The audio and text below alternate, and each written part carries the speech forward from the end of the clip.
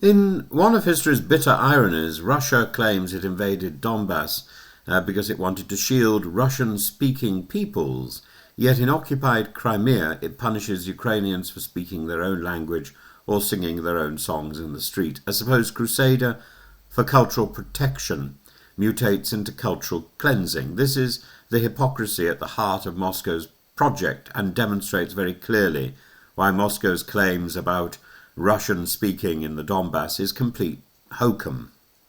When Vladimir Putin declared the need to defend oppressed Russian speakers in eastern Ukraine, he dressed aggression in the robes of victimhood.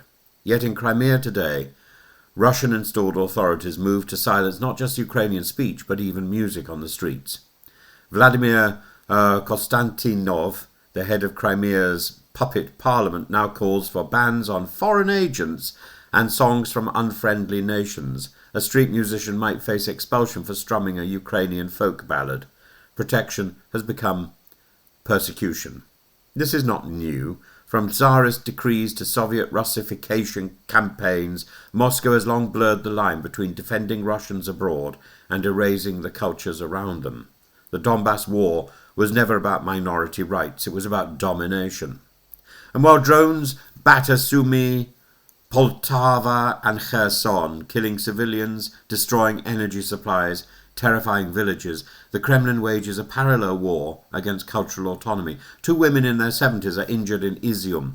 A 25-year-old is wounded in Zaporizhia.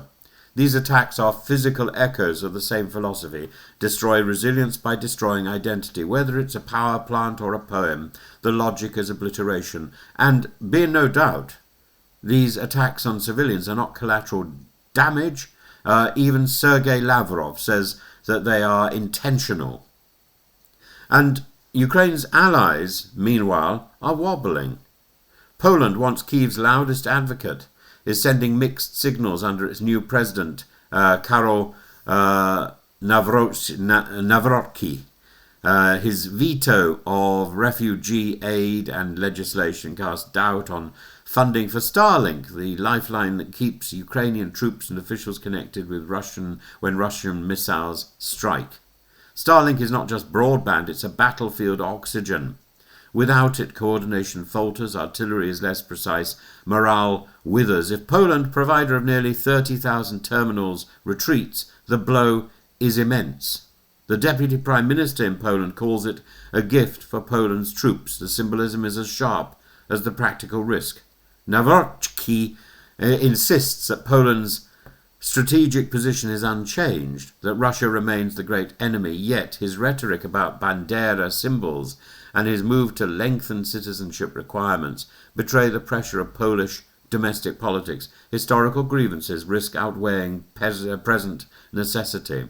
And in war, hesitation reads as weakness. Russia's hypocrisy, a war launched to protect one language, becomes an excuse to extinguish another. That is what this reveals. And the cultural front, the silencing of singers, is as important to Moscow as shelling cities. And meanwhile, Poland's pivot, an ally once steadfast, now speaks in 2 voices, reassurance on one side, vetoes on the other. If Russia's aggression shows us the dangers of cultural suppression, Poland's hesitancy reminds us how fragile coalitions can be when memory and politics intrude, when new people come in. Ukraine cannot win with weapons alone. It requires a unity of purpose among its allies.